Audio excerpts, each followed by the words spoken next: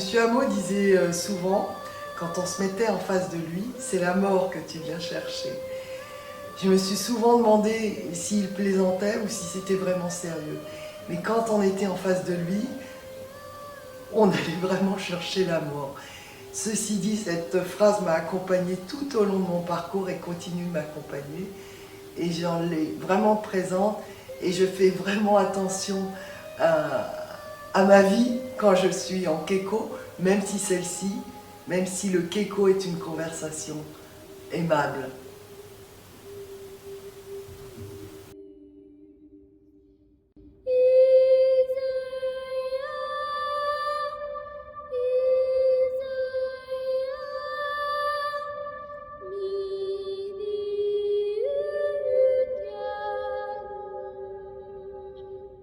C'est un moment de ma vie qui a été lumineux, c'est très intime et très personnel. Un jour, le 26 novembre 1988, je me trouvais à la porte de Clichy et j'ai rencontré une personne. Et cette personne, je ne la connaissais pas du tout, mais j'étais attirée vers elle comme un aimant.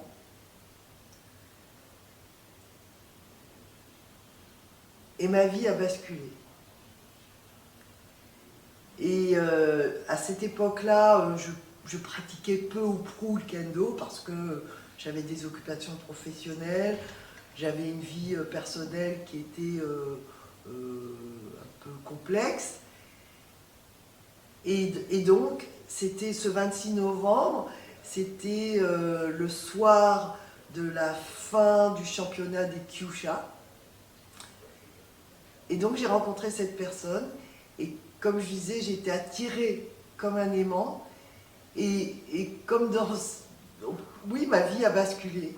Et, et depuis, eh bien, cette personne m'accompagne dans ma progression du kendo et dans ma vie de tous les jours.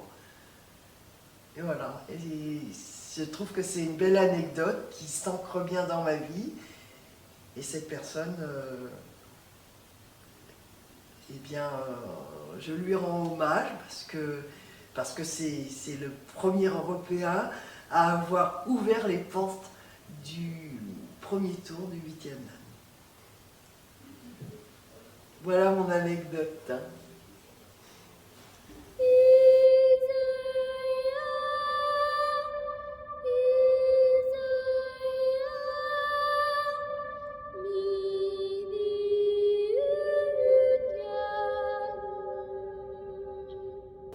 Alors pour le kendo, dans les années très proches, c'est qu'il y ait plus de femmes au kendo, qu'elles apprécient davantage le kendo, qu'elles arrêtent de s'arrêter parce que elles trouvent que les hommes sont trop agressifs ou que c'est compliqué, etc.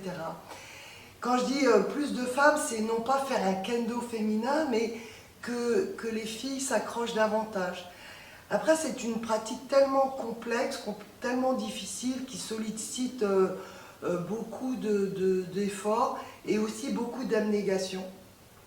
Et j'aimerais aussi qu'il y ait plus de stages de masse, comme on en faisait à l'époque, qui ont été supprimés juste après que Claude Pruvot soit président du CNKDR. On a supprimé les stages de masse parce que c'était pas très intéressant pour se focaliser uniquement sur la compétition.